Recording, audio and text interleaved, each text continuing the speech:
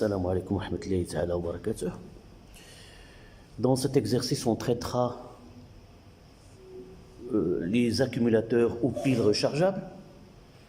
On va essayer de voir presque 4 types de piles à partir de types ou de piles au laboratoire, puis on passera à des piles ou accumulateurs qui sont commercialisés dans plusieurs domaines.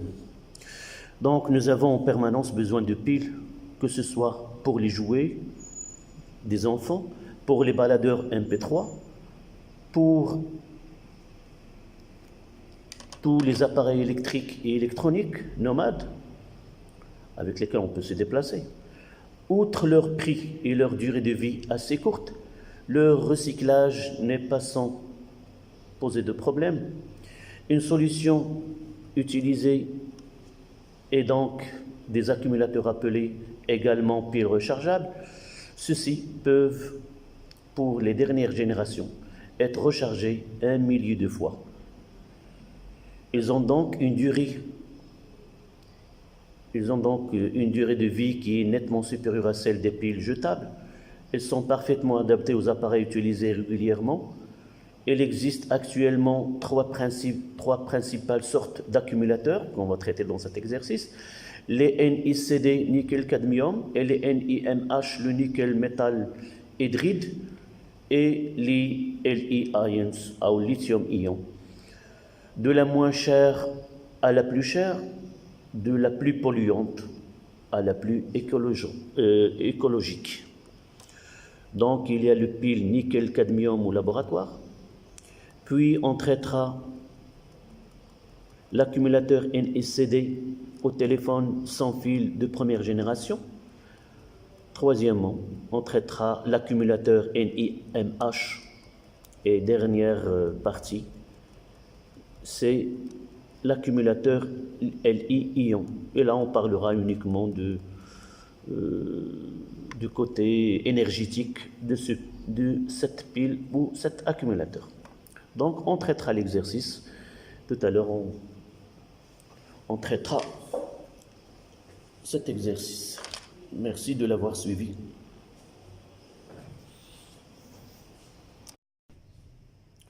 Donc, on commence par le paragraphe pile. Premièrement, pile nickel cadmium.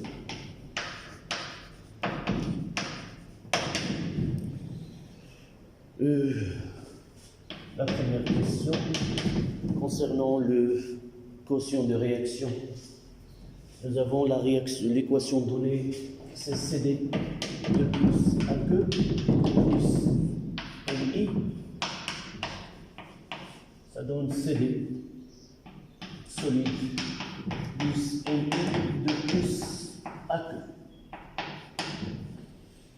Donc le quotient de réaction, c'est la concentration de Li de plus sur initiale, c'est la concentration de CD de plus.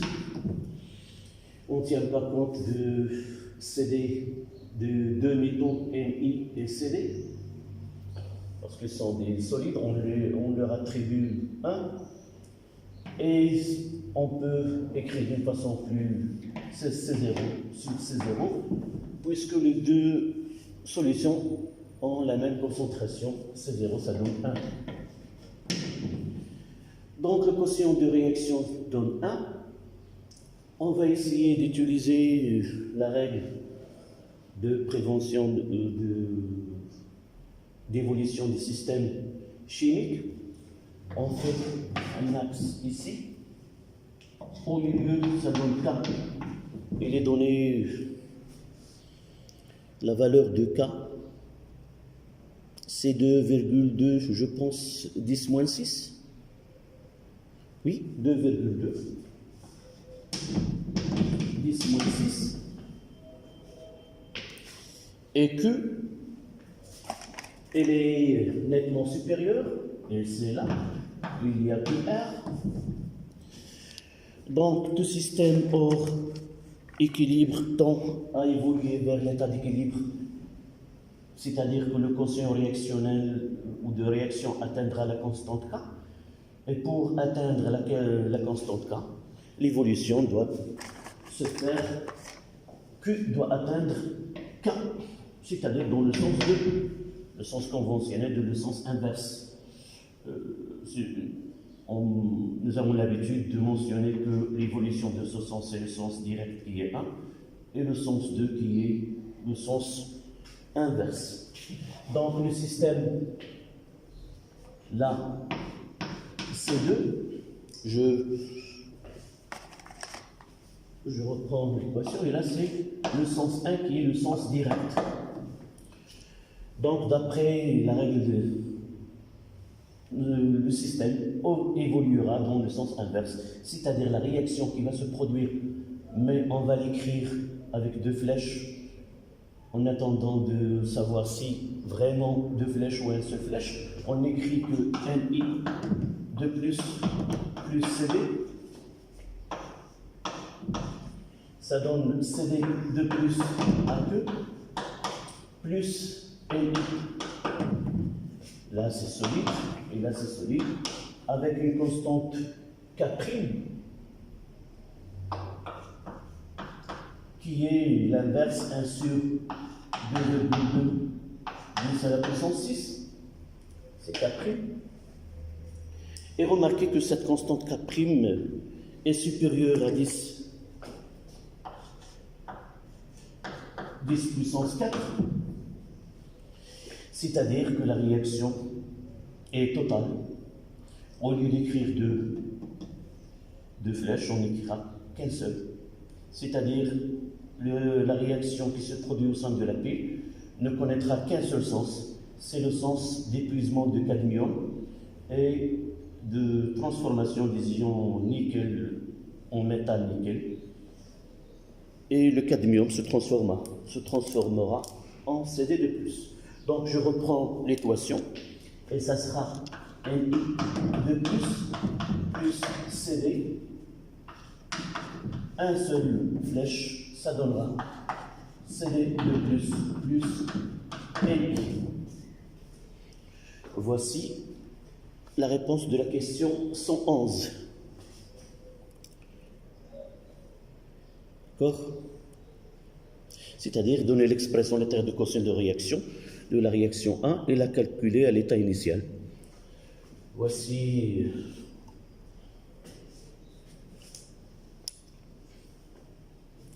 on passera à la question 112, sachant que la constante, non, et la calculée, non. Là c'est 111, et là ça commence à 112. C'est la deuxième question qui est prévoir.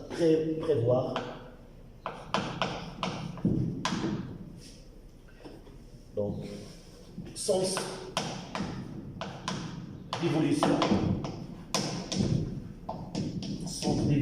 de système. Du système chimique.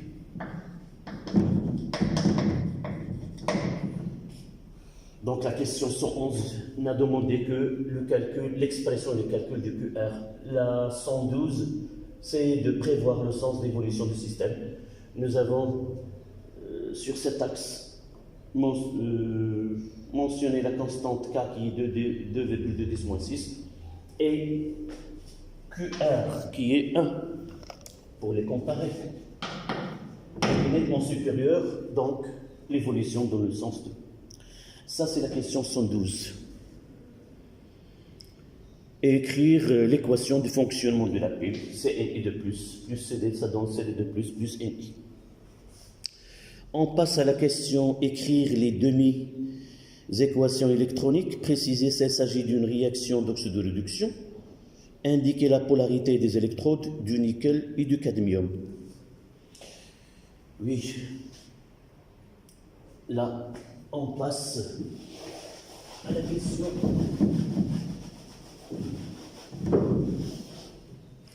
Donc, 1, 2.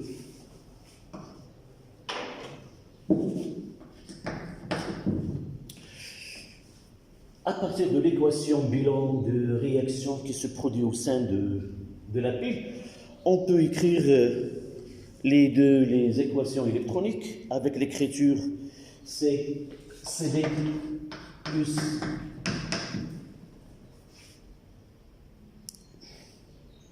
CD plus et de plus, ça donne CD de plus et I.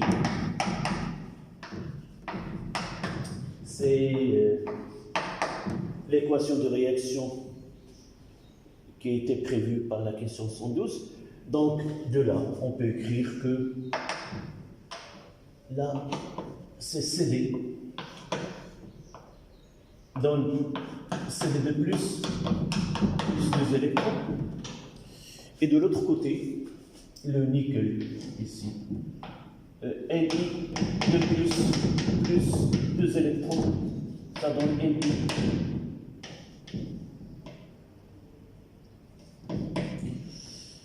Il s'agit bien d'une réaction d'oxydoréduction parce que cette réaction mise en jeu, un échange d'électrons.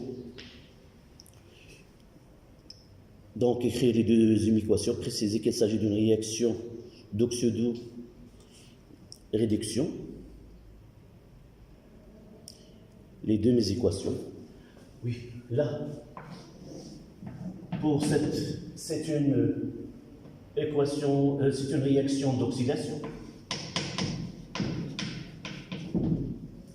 Parce qu'elle s'accompagne d'une perte d'électrons. Et là, une réduction.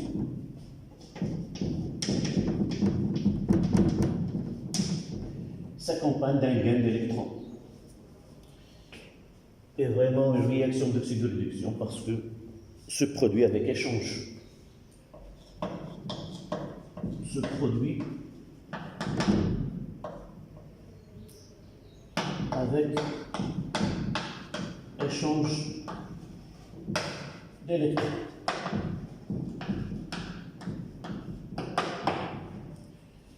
Voici la question 1-2. Les deux équations, les deux demi-équations électroniques et la nature de chaque demi-équation. Sans oublier, on n'a pas demandé de mentionner le couple, c'est CD de plus sur CD, et là, c'est Ni de plus sur Ni.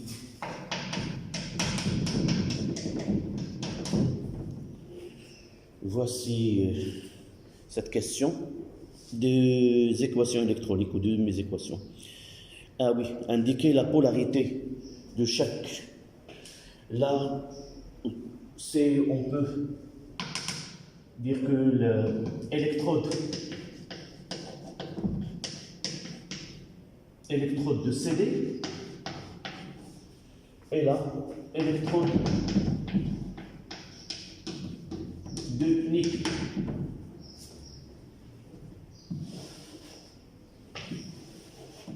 Pour déterminer la polarité, là, électrode Ni, CD, pardon. Et ici, électrode Ni. Nous savons, dans la convention générateur, le pôle négatif, c'est le pôle où il y a sorti des électrons. Donc là, le pôle négatif, c'est le pôle où il y a production des électrons, sortie des électrons. Et il y a, ici, c'est le pôle positif où il y a consommation des électrons, où les électrons entrent par le pôle positif. Donc, ça, c'est le pôle positif, le pôle négatif, pardon, pôle moins, sortie des électrons, et là c'est le pôle positif, entrée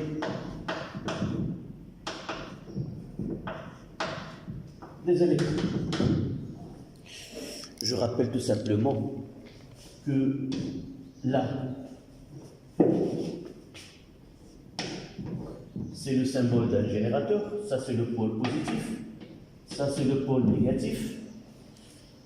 Le courant sort par le pôle positif I et entre par le pôle négatif.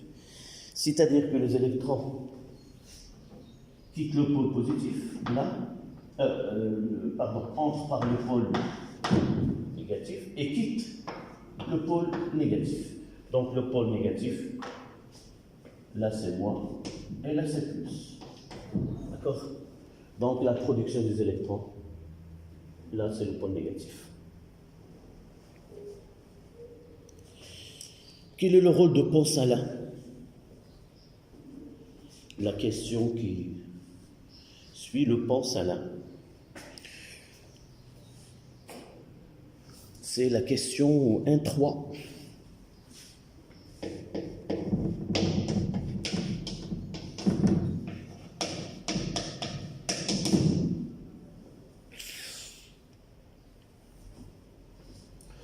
Donc, généralement, la plupart des piles sont constituées de 2 compartiments.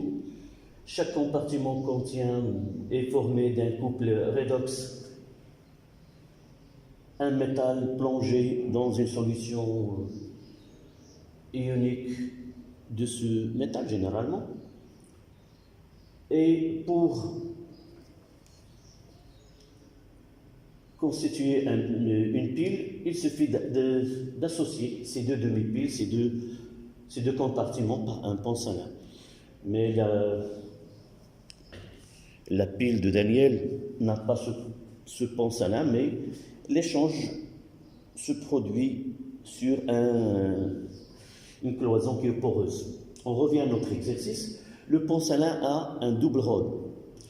Le premier, c'est d'assurer la conduction électrique dans l'enceinte de la pile. Et le deuxième, c'est de maintenir la neutralité électrique de part et d'autre de ce pont. Ce sont les deux.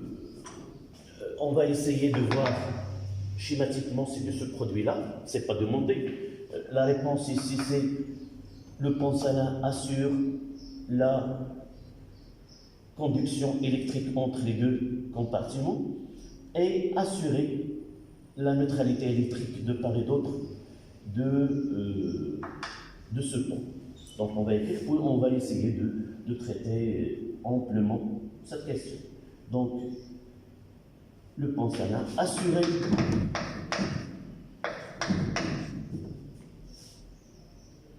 la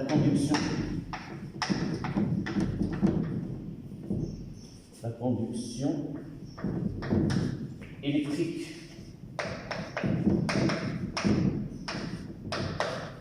entre les deux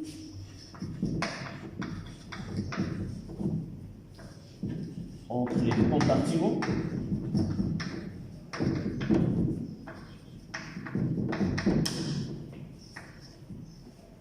et deuxièmement, je vais essayer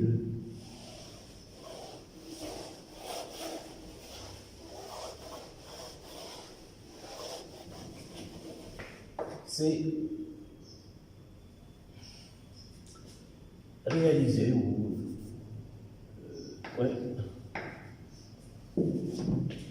assurer la conduction électrique entre les 2 compartiments, c'est-à-dire les relier électriquement. Et deuxièmement, c'est assurer la neutralité électrique.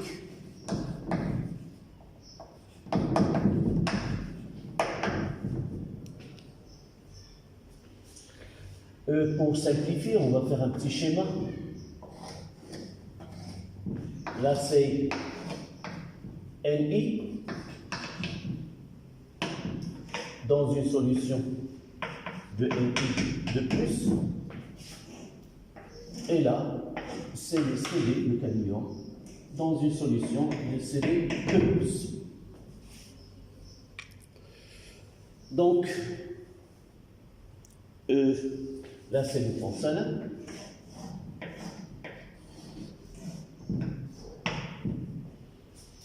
Ici, nous avons écrit que le pôle négatif, c'est celui de CD.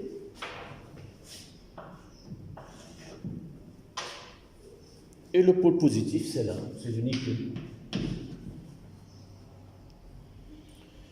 Donc,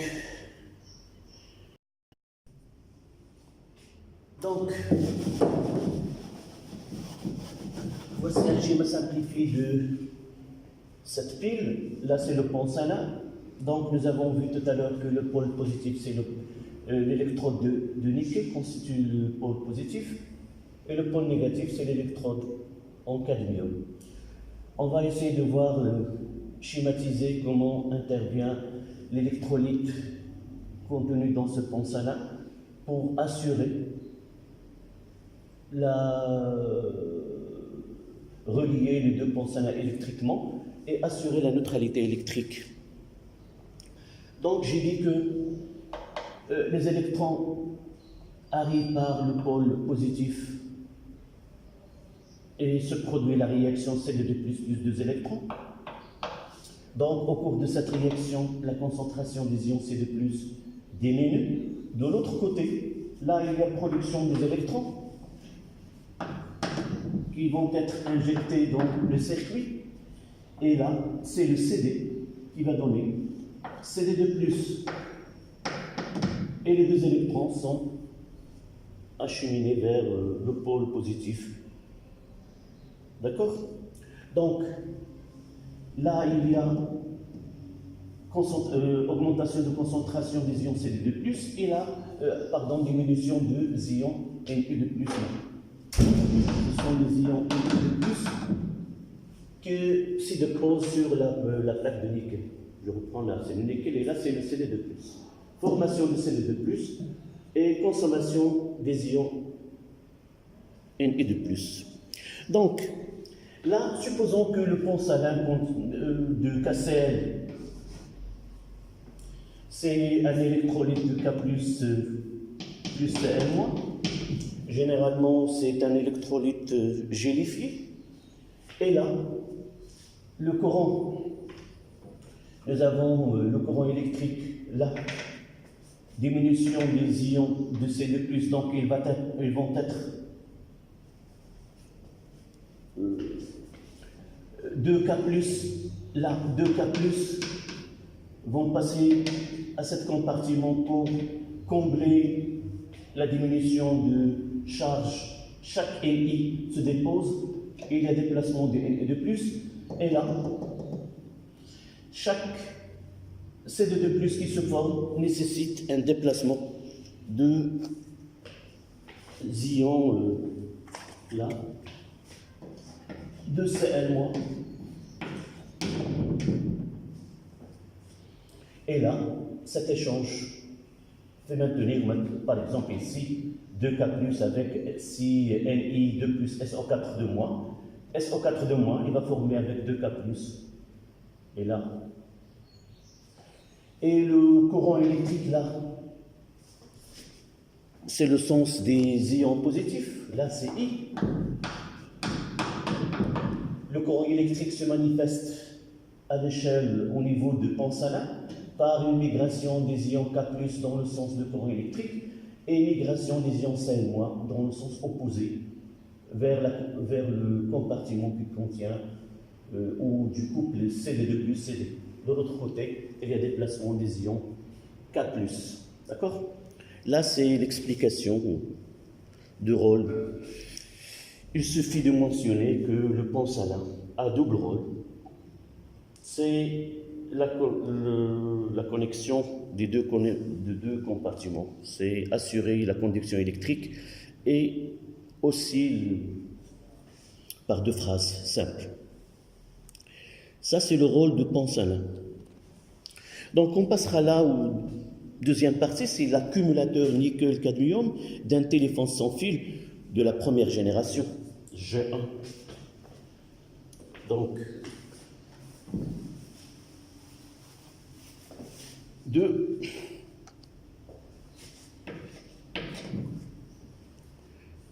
accumulateur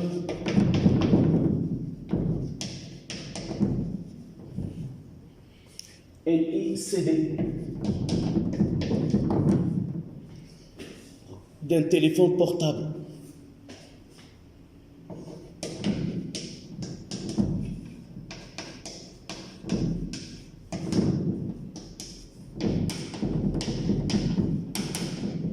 Première génération. Vous constatez qu'il s'agit d'une pile NICD et là un accumulateur NICD. La différence entre les deux, c'est que la première partie qui concerne NICD au laboratoire, on parle uniquement d'une pile non rechargeable. C'est une pile qui est humide, basée sur des solutions. Et le problème d'utiliser des solutions comme ça rend non praticable dans la vie courante.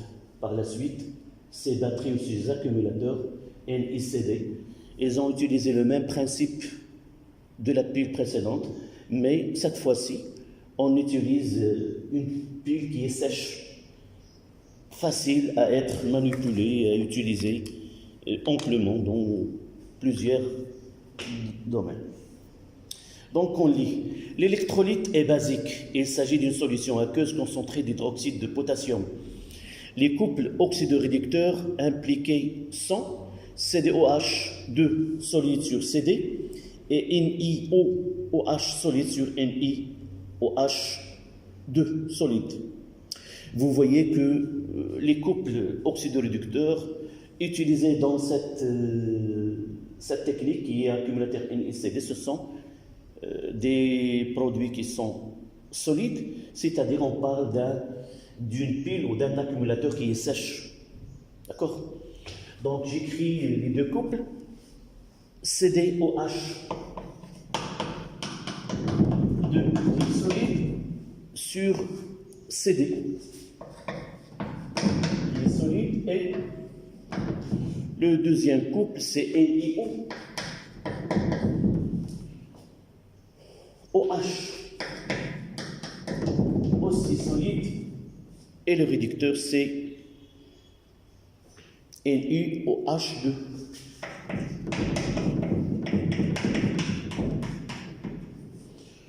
Donc CDOH2 solide, là, sur CD, et NiOH solide sur NiOH2, le tout indice 2. Donc le milieu étant basique, la réaction à une électrode est, on nous a donné la réaction dans une électrode, c'est CD plus 2OH- ou 2HO-.